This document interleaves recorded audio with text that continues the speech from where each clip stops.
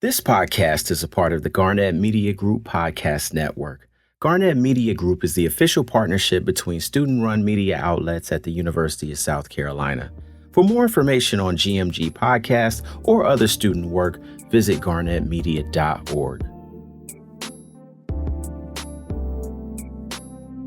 Hi, my name is Dr. Jabari Evans, and welcome to Uncommon Knowledge, the podcast where we talk about all things spanning race and representation within mass media. This podcast is a partnership between the School of Journalism and Mass Communication at the University of South Carolina and Garnett Media Group.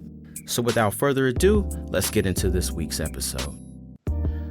Hello and welcome to Uncommon Knowledge. I am your host, Dr. Jabari Evans, Assistant Professor of Race and Media here at USC Columbia and current visiting scholar at the Berkman Klein Center of Internet and Society at Harvard University. For those who are new to this podcast, I'm grateful to have you join me as I talk with scholars, journalists, and media makers about their work as it concerns issues of race and journalism, new media, and mass communications. Today's guest is Dr. Toby Jenkins, Professor of Higher Education and Director of the Museum of Education here at the University of South Carolina. She also serves as Associate Provost for Faculty Development. Her work focuses on culture as a politic of social survival, a tool for social change, as well as transformational space within educational settings. She's considered a national expert on cultural inclusion and belonging in higher education, and her latest book, The Hip Hop Mindset, marks the 50th anniversary of the birth of hip hop culture, but also challenges educators to think about a perspective that gives marginalized individuals a permission to show up in all facets of their life as their full, authentic selves and to shine in their own culturally unique ways. Thank you for joining the pod, Dr. Jenkins. Thank you. Or should I just say Toby? Toby. Yeah, well, it's my pleasure. I'm really excited to engage the conversation and be a part of this. I mean, before we get into the questions, I just want to take the time to just sort of give you some flowers because, you know, I think you're ultimately one of the people who even championed me even being here at USC before I got here in the position Absolutely. that I'm in. And so I just want to thank you again for just, you know, not just only putting a vote of confidence in me as a professor here, but also in showing me some of the ropes and how to maneuver Columbia, South Carolina as the city slicker that I am. So I appreciate you for that. You saying Columbia isn't the same type of city you're used to? No, it's a city, but it's a city you kind of have to know how to navigate if you don't have the roadmap. Like Right. if you don't really know what you're doing, you'll find yourself in your own corner and not realizing there's like all types of things going on that you kind of have to, it's not like centralized. That's one thing I'll say. Like I'm used to specifically Chicago, but also in Philadelphia as well as in New York, even like, oh, it's like you don't know where to go downtown, you'll figure it out. You know, I think here in Columbia, you're not going to get that. Like if you just go downtown, you'll get Main Street and then you'll be like, well, where's everything else? And then you find out through conversation and through like actually like venturing that people are doing interesting things, whether it's going to the lake, whether it's taking these interesting road trips or like going out to places like Blythewood and doing stuff or like, Right. You find that like every place has its own little downtown almost or its own little like culture, or there's people in Irmo who are doing Irmo things, and there's people in, you know, I feel like everybody who lives wherever they live have their own like thing happening where they are, including celebration of the 50th anniversary of hip hop. I found that like there's other places in South Carolina doing things oriented towards whatever, and it's just, it can be a lot to navigate if you don't have a guide. That's absolutely. Yeah. And I feel like there's a lot of towns like this. You're right. Like I lived in DC for, over a decade, and it is like there's the pull of being in the district or being downtown that pulls everybody. And that becomes a kind of a central space to connect with people and meet with people and everything. But here you kind of, in other communities around the country, I think you got to connect first. And then people will help you to get connected and to find out, what's going on, who's going on. and everything. So yeah. But yeah, I was absolutely excited about the opportunity that we had to have to get a scholar like you to join our campus and to do the stuff that you're doing. You know what I'm saying? To move us in different directions and add just a unique vibe and different way to approach things, to think about things, to add things to the campus environment. I feel like any opportunity I have to be able to build more comrades in the struggle Mm-hmm. who are transforming environments. Yeah. So I was happy to serve on your search committee. Awesome. And yeah. Yeah, man. No, I mean, I've been thinking a lot about what it even means to be a part of what could possibly be an inclusive environment. And I think that's something that gets thrown around a lot in discourse. It's thrown around a lot in my water cooler conversation, because people are talking a lot about diversity, equity, and inclusion. Some people are trying to actually get rid of that terminology. Some have gotten rid of that terminology.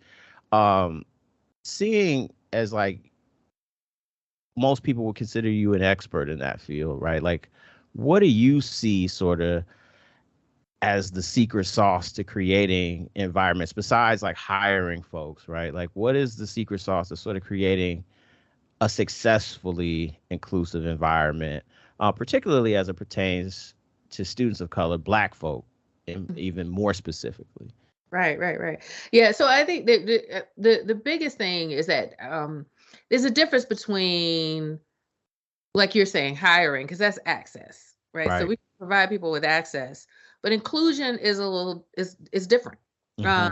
And so it's about like the cry. It's not just let me in, but it's let me in and let me live.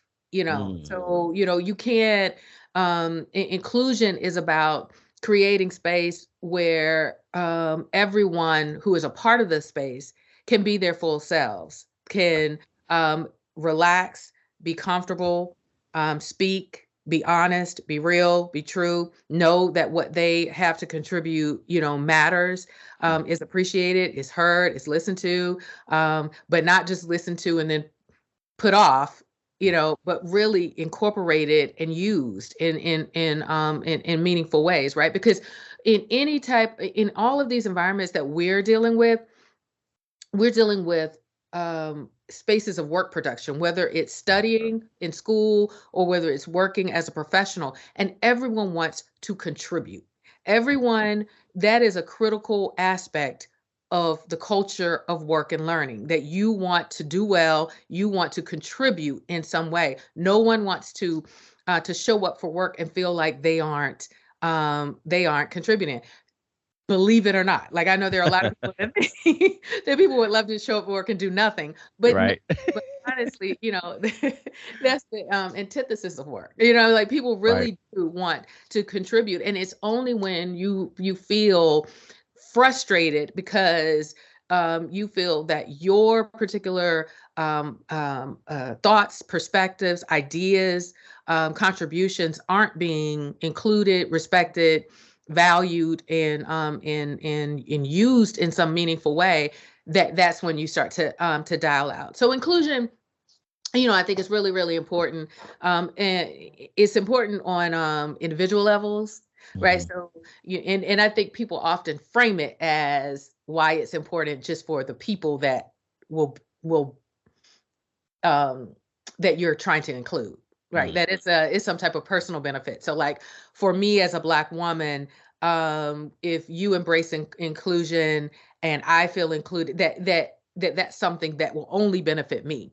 Right. But while it does benefit the individual, right? Because the reality is particularly when you talk about students Mm-hmm. and building up their capacity to contribute, which is what we're doing in particularly college settings, their professional capacity and everything. I mean, you can't, in order to do anything, you have to first believe that you can. Right. So a part of inclusion is a part of this confidence building, this understanding that you're a part of a legacy of contribution and creation and everything, that many people like you have done really incredible things, and then that gets your wheels turning about, well, what do I want my mark to be? What do I want my contribution to be? But it also helps you to know that if you're thinking a particular way, that you're exposed to other people who think that way, that there are other, diverse or divergent thinkers.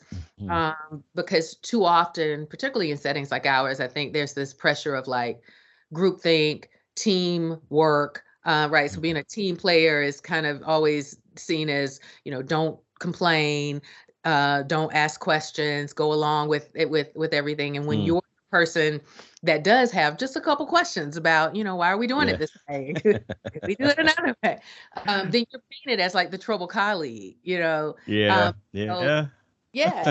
inclusion is about like recognizing that, if we're being more inclusive in the way that we teach, and we're exposing students to different thinkers and scholars and different types of experts and everything, just different ideas and ideologies, then it might help some of those students that are in there who also think that way to know, okay, I'm not crazy.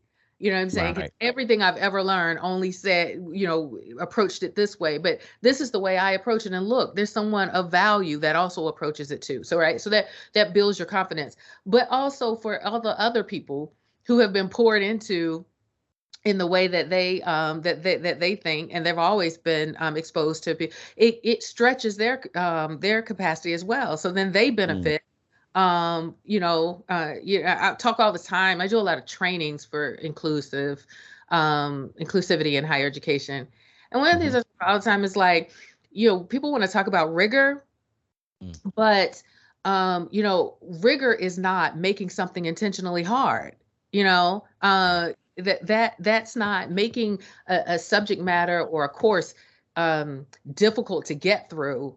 Is not rigor. Rigor is building up the capacity for the students in your class to be able to approach and engage different thought, to debate different thought. You know what I'm saying? To hold their own, to think, critically or whatever. So you might have someone who thinks or deems their class rigorous, but students are leaving or departing that class, and they can't even engage in a critical conversation with someone who disagrees with them. So how rigorous has the education been that they've received? Wow. Yeah, no, that, as you said that, I started to write that down, because I think it's a talking point that gets often kind of tucked under the rug, is I think specifically in higher ed and places like this where we're R1 research focused individuals who, I'm the expert in this field, and I'm kind of talking down from the tower, and okay, you don't get what I'm saying, then okay, then maybe you just don't have the intellectual capacity to be in the room. And I think we get away from the idea that we're actually here to teach. We're actually here to engage students in the work, and not just to speak to our colleagues and go to conferences and publish and things of that. And even though that's a big part of knowledge production and the ways in which we're evaluated, at the crux of what this thing is we're here to educate folks. And there's new tools that are being introduced and new languages that are being used by our students that if we aren't meeting them where they are, then there's going to be a disconnect there. And I think I'm in this interesting position where, there's a lot of students here who are wanting to be media makers, right? They want to also, have a voice of their own to talk about issues and shape narratives that are going on throughout the world. But then I'm also trying to give them mass communications theory that, in some ways can inform where they're trying to go, but is also very dense and is also sometimes written in a way where it doesn't seem accessible. But I've started to use like alternative means to sort of engage in that, whether that's YouTube videos or social media posts, even just straight up lifting clips from television shows and saying like, well, if this is a point of conversation, like how can we think about transformational education and social equity using these tools. And you often think about culture as being a part of social change. Do you have any thoughts on like how media industry sort of plays a role? And that doesn't even mean just at the higher education level, but even at the elementary school level and at the high school level. What ways do you see media industries like playing a large role in the ways in which pedagogy can be changed from a philosophical standpoint? Right. So, oh my goodness, it's so many different ways. So first of all, if you're not engaging some of these media platforms, you're losing an incredible opportunity, because the reality is that if you just step back and kind of look at the world and look at where young people are being educated across ages, where again, the self-education, where are they choosing to be educated? So they're going to YouTube, they're going to, you know what I'm saying, whatever. And so if I know as a parent, just as a parent, Right. I have scoured YouTube trying to figure out, okay, where are some of the culturally engaging shows for a young person, particularly when my son was more of a toddler. And I'm like, okay, I don't see it here, I don't see it there, but I really want him to see himself. I want to, to find some of these little shows or whatever that he's tapping into on YouTube that aren't just, people acting crazy, and that are Black. Like that's right. not Yeah, that too. it's not just that they need to be Black, but that also have some type of like cultural background and learning, attached to, or exposure, right? And so I wound up going back, finding of the old school show that I used to watch when I was a kid, Gullah Gullah Island.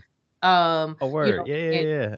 And like accessing that on his tablet, right? So getting him into that series and everything, whatever.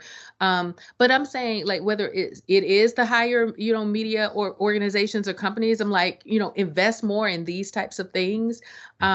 Give some of these creators that do have, whether it's like animated shows or short, TV series, or, I'm saying whatever, you think about, some people in our like adult population, what would it have been if we didn't have Insecure for, the years that we had Insecure, you know what I'm saying? Right. So investing more in some of these media, like I said, content creators who have these really good ideas, and that are providing shows that are not just, if you're just seeing culture as entertainment, but seeing culture, the engagement of culture, as an opportunity to move people, to make people think, to expose people to ideas and issues and perspectives, and get them thinking in really deep ways that we hope, or that we will want them to think in educational settings.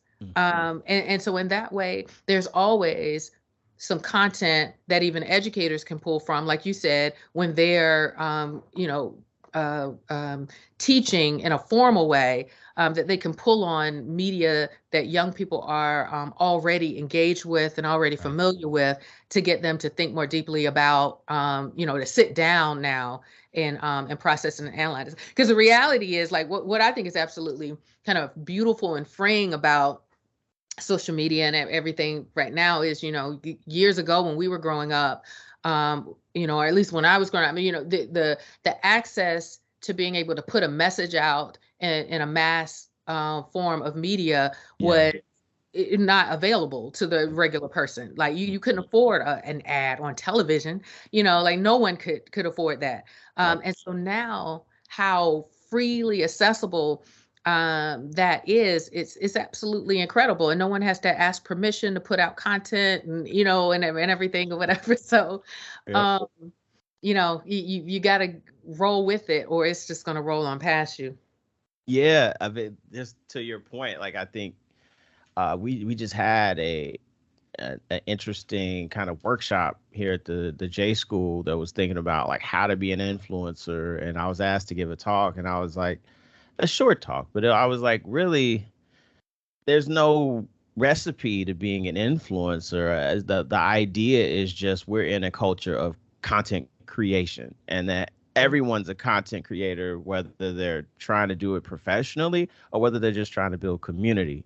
And, you know, like I said, in my research, I've found that like there's individuals who are about like trying to be involved in an extension of legacy media, and they're doing it through podcasting, you doing comedic skits, through doing, you know, having a show that they've produced that they just don't have an outlet for. They're putting it on YouTube. But then there's also like dentists and like hairstylists Right. and like and mommies and, you know, folks who are just mixologists, folks who just want to have community and talk about what it is that they're doing, and in hopes that what they're doing can be impactful. And again, like I said, they're social creators, and a lot of media is antisocial, even though it's done on social media, but that's a whole nother conversation. But another kind of through line that I see with our work, and just even in the ways that I'm thinking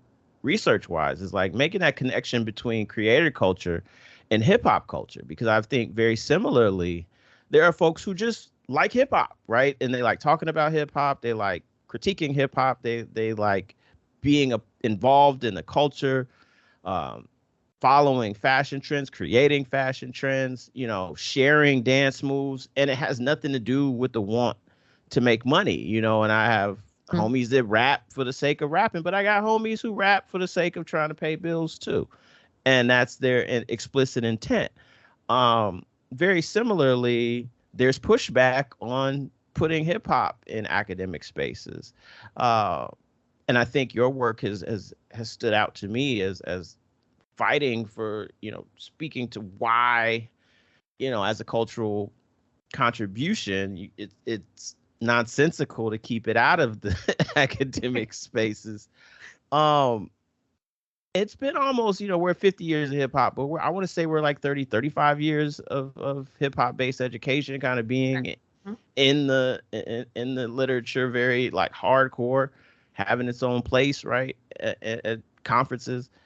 What are some of the like more newer, innovative ways that you see hip hop being kind of used in this current media environment, and kind of melding those things together to enhance student learning experiences?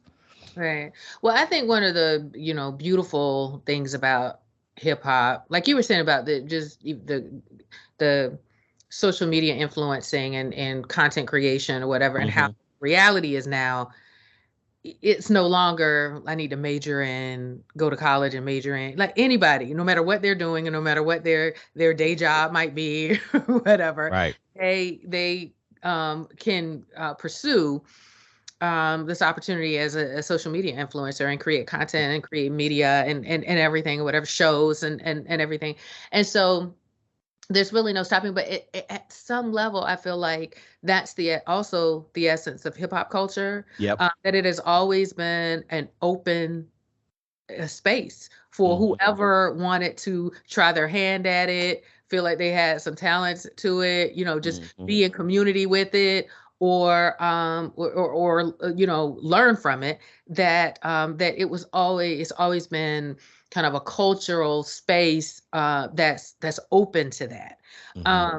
And so, you know, for years, one of the things that I've been doing with my research in hip hop and my study on hip hop is making that point, right? So I'm not the scholar, I'm not the person that's talking about how you use hip hop to teach or pedagogical you know, strategies and things like that, right? I think those are really important, but I do think that there's a lot of guidance, you know, out there for it. But there's this thing that I just feel like the essence or the ethic behind the culture that is there, that people are missing if all they're trying to do is use beats or lyrics or whatever to teach students content.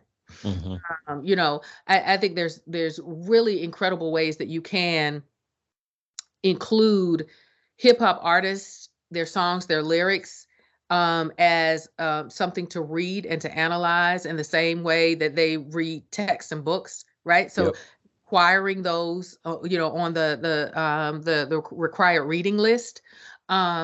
You know, I think pushing and challenging and stretching our minds about what texts look like and you know what all is included in the foundational learning of a course. You know those are things,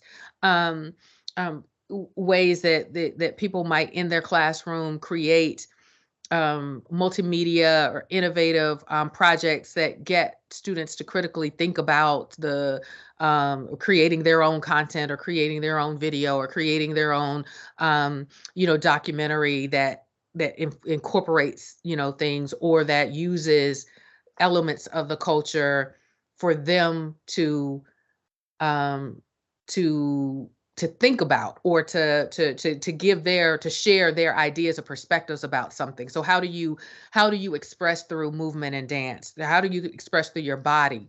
You know, something. How do you express through creating you know, a song or some, you know, type of art or, you know, that type of thing, or your even your look. What does your look personify and share out, you know, to the world? If you're putting together, if you're studying a particular social topic and you're having to put together an outfit that relays your perspective or your stance or your, you know what I'm saying? Like, you know, how does that look? Right. Because there's that, you know, positioning and posturing and everything that also comes with the culture as well. But I think that there are these bigger, broader principles and values, like I said, of creating spaces of truth telling. Right. You know, creating spaces where young people feel listened to, right? Because that's one thing when you look at almost every visual that you might have of an MC in an audience, whether it's in a cipher or somebody, you know, on stage in the audience or whatever. No one in hip hop ever, or any type of entertainment, the microphone itself is a visual metaphor of how important your voice is. Yeah. Right. And so, but how important are student voices in classroom settings? Right. Right. How are we allowing the classroom to be a metaphorical mic, to create these spaces where what you have to say is important and people are surrounding you, encircling you like they do in a cipher and listening to you so intensely. Right. And clapping you up immediately, where you're not waiting. Education is a field of constant delayed gratification. You have to wait for somebody else to give you approval. You have to wait for a grade to tell you that you know something. You got to wait for a degree for you to move on and do something. You know, it's like, wait. Not in hip hop. No. Immediately, you know you're brilliant. Immediately, you're getting that affirmation and that encouragement that will let you know, yeah, I need to keep going. I have something to contribute. I have something to give. And I think those types of cultures can be created in educational classrooms that have nothing to do with necessarily lyrics and beats and things like that. Like, how can you be inspired by the culture of hip hop to move differently as an educator, and to engage with people a little bit differently than how you normally do? I think when I was doing my dissertation, I remember I ran across your work, and I was thinking like very deeply about like the thought that like this hip hop program that I and some of my colleagues had created was meant to do one thing, but what I was seeing was another thing. And what it was meant to do sort of was to produce like STEM learning. It was meant to produce spatial thinking. It was meant to produce the ability to use language and think from a cultural lens and da da da da yada yada, whatever else we put in in the paperwork. But what I was Learn how. seeing was more like, okay, hip hop is ultimately what I called at that time an ethos. Mm, It's a way of approaching the world, a way of, thinking about uh, communing with one's peers, thinking about one's community, thinking about one's family, thinking about one's inner self, mm, and wanting to better oneself and move through the world, and project that self at all times. And also that's a duty to one's community, civic engagement. And that's sort of what I came away with thinking about. But ultimately, it's also an approach to knowledge generation and knowledge consumption. And I think I had this thought of ethos, but then I ran across your work, and now I'm thinking mindset, right? And mm-hmm. so that's a good Right, segue to like think about your book, right? And that's sort of exploring like the significance of hip hop culture as the mindset that's not just a cultural lens, it's not just a bridge to subjects that have already been created. Um, and it's not just artistic practice. Like you mm-hmm. can, take, at this point, I dare I say it, like there are folks I know who would say that they're more hip hop than they are black. Like I know folks who stand on their hip hop identity a lot more than they stand on their black identity. Right, And right. that's, what I mean, and that, like, I wake up and I breathe that, and it might be controversial, but I have some folks in my life who think that way about the culture, and maybe it's more of a testament to the culture of hip hop, less a testament to their lack of connection to their race or so on and so forth. And I guess I'm wondering, like, what inspired you to write this book? What you hope readers will take away from it, and how you feel like it's relevant in fields outside of education. Right, right, right. Well, one thing I do want to say about the thing about the people that might stand stronger on their hip hop cultural identity than they do their black identity. One of the things about hip hop culture is that there hasn't been no entity, system, or whatever preventing them from accessing hip hop in the Mm, way that I think educational institutions have prevented people from learning about their black history, culture, social experience or whatever. And so to me, that makes perfect sense. That people would feel that, because that's something that is always available to you, mm, and no one's stopping you from it.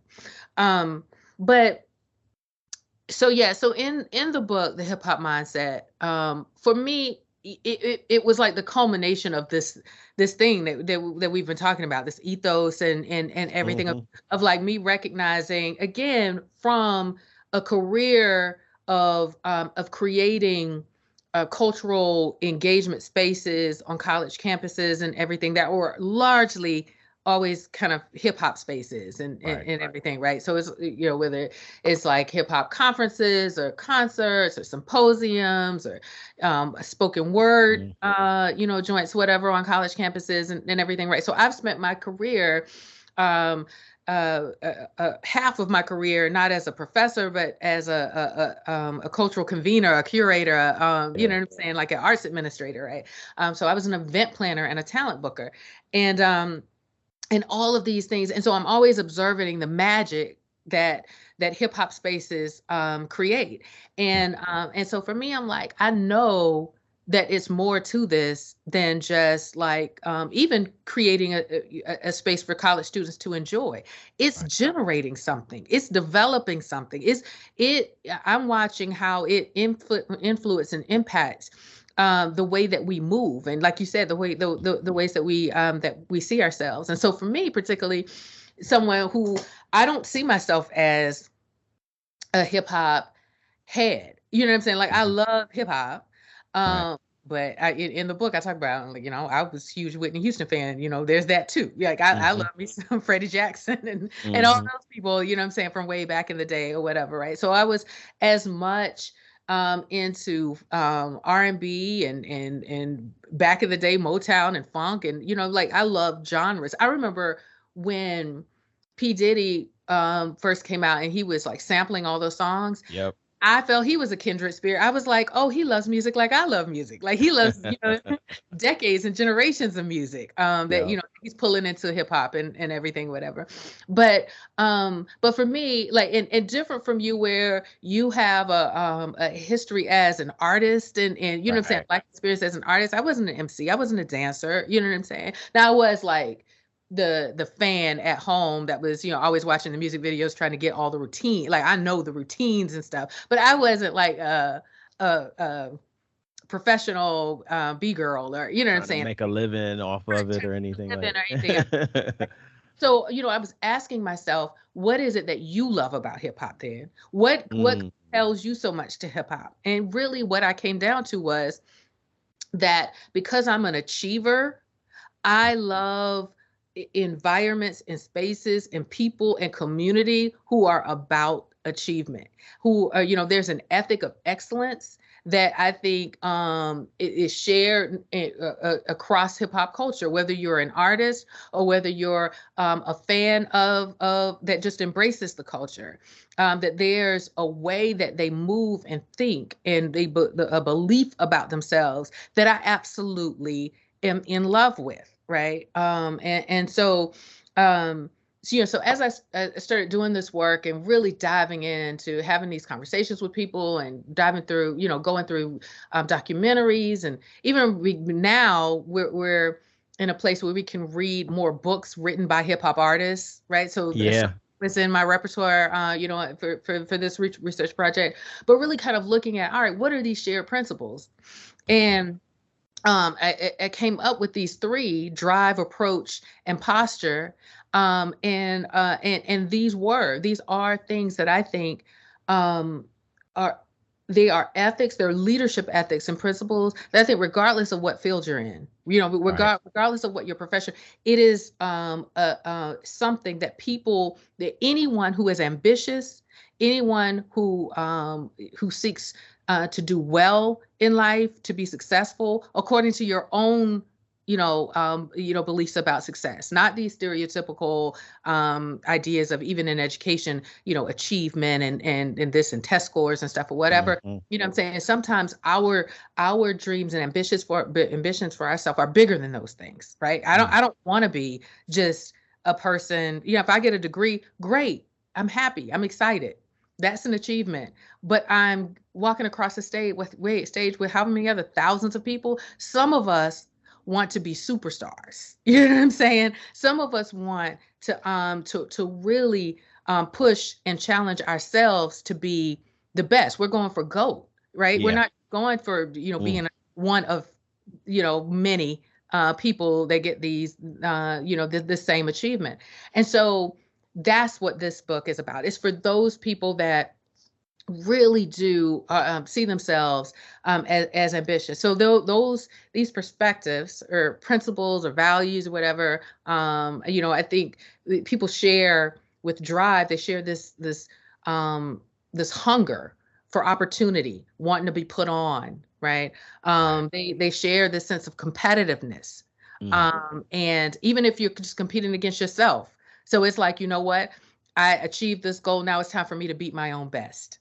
Right. Or you're never hearing a hip hop artist talk about like, I'm average, or I'm trying to be number 5, or, I'm just trying to be in the top 10. No, they want always to be number 1. They want to be the greatest of all times. Right. Yeah. That's an ethic. That's a thing to embrace, because one of the things I talk about in the book is that what winds up happening, whether you're a teacher claiming and saying out loud and admitting, I want Teacher of the Year, or you're a lawyer who's doing the same, right? There's some type of accolade that you're trying to get, and you're not afraid to admit that I want this thing.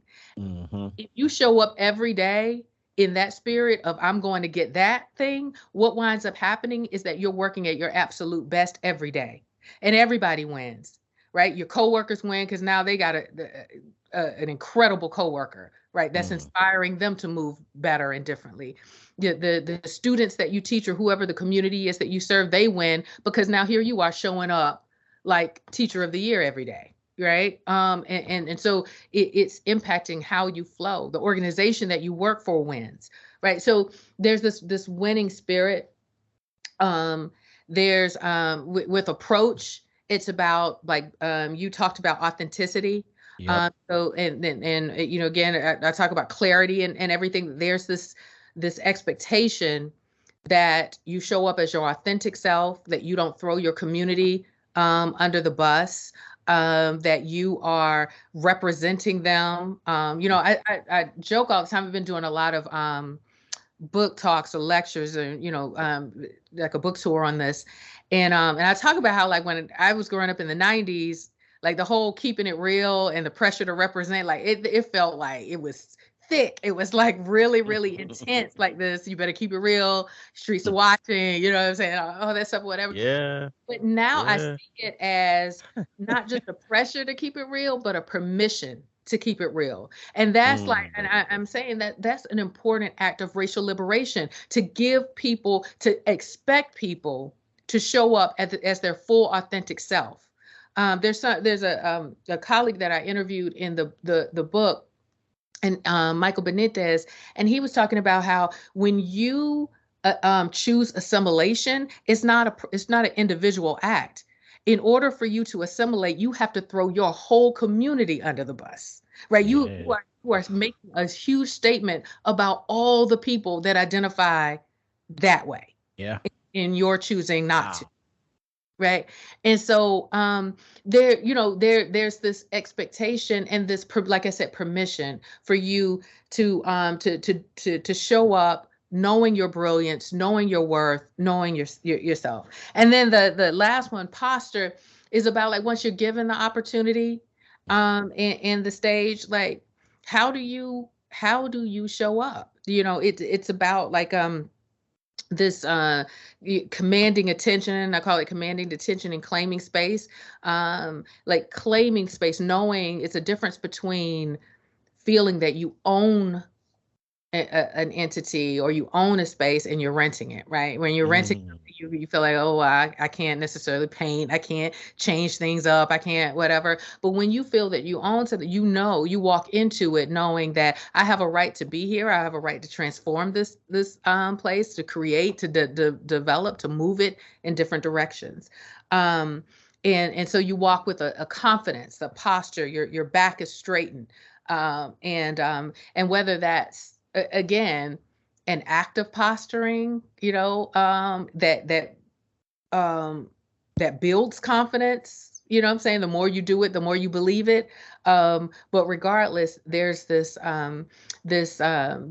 recognition that that how you present yourself matters. And I talk all the time, there are many career fields that require us to perform on a daily basis as a professor. You know, we're talking right now, engaging, we got to perform. You have to have, as a teacher, you're standing up in front of an audience. As a lawyer, you're standing up in front of an audience. So you know what? Work on that. You know, if you're not a good public presenter, work on that. Work on your stage presence, because in many careers, it matters. There's so much we can learn from the culture, the broader culture of hip hop. I know I went fast through. Oh no, that's I mean, it's awesome. It kind of dovetails all the way into kind of what concludes, because I mean, I think you hit the nail on the head on so many fronts. Before we get off, because we're almost at time, but I wanted to ask you, because you've been here at USC for quite some time, I wanted to ask you about like Hip Hop Wednesday, its importance to this campus, and sort of how you might see Hip Hop Wednesday as almost being an extension of some of the things we've already been talking about during this hour. Right. So what I think is really, really important, like when I first came to USC, because I haven't been here that long. I mean, like, I came in 2018. But I have a long connection, you know what I'm saying? See, because I went here undergrad. Right. And so for me, as an alumni returning, I was happy to see Hip Hop Wednesdays because I felt that the campus itself had become very quiet, a very quiet space. Like a lot of student life has moved elsewhere, and Right. activities are kind of off campus, and you just don't hear a lot of loudness, as you walk through our campus Mhm. anymore. And it was more of that in the 90s when I Okay. went to school here. So I was Mhm. happy to see that, because that's a Wednesday where students are out and music is playing and it is noisy and it does feel like culturally alive, Mhm. and then for me as a cultural practitioner in higher education, I absolutely loved it, because that has been the role that I felt I played, or was the work that those of us like myself who worked in student life and everything, that was our role, to literally and physically transform the environment, to create more to transform the campus environments in meaningful ways, not just by putting people again in a space and then forcing them to be quiet and Right. to conform to the space, but to recreate in the space their cultural sensibilities, what if Mhm. community feels like for them, what safety he sounds like for them, Mm. right? These quiet southern spaces aren't necessarily don't ring true as as safe Right. for, I don't know, for me as a Black person. But when I hear music and Black and people having the like joyous noise and Mm. people laughing and everything, right? That immediately makes me feel safe.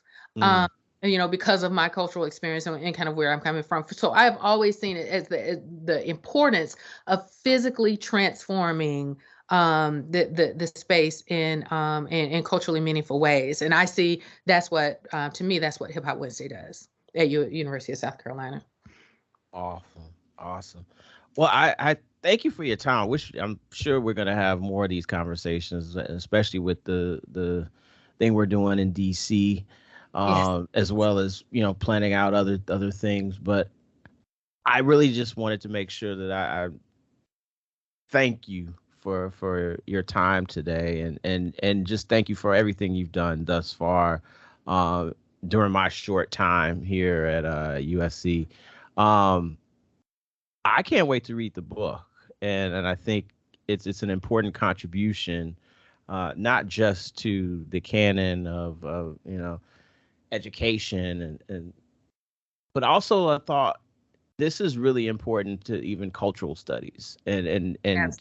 thinking about how hip hop is really it can be reframed as something bigger than what it's been pigeonholed into being for so long. Even in the context of this 50th anniversary, I hear a lot of talk solely about rap and the rap music Yeah. industry, and not enough talk about what the essence of what that beginning stage was, which was bringing folks together, uh, for the sake of community, for the sake of uh, really being able to live out loud, which is sort of like this idea of being oneself, being authentic to oneself, and expressing oneself, whatever that expression may look like. And so, yeah, I think that this idea of the hip hop mindset is great in bringing that to the forefront. Well, that's our episode. This is Uncommon Knowledge. I am Dr. Jabari Evans. We have the great Dr. Toby Jenkins. Thank you for your time. And that's our episode.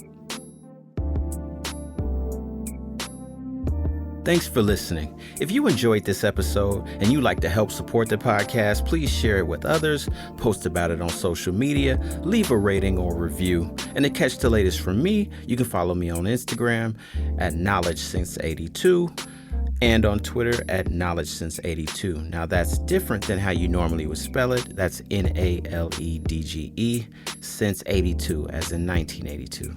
Thanks again, and I'll see you next time. Peace.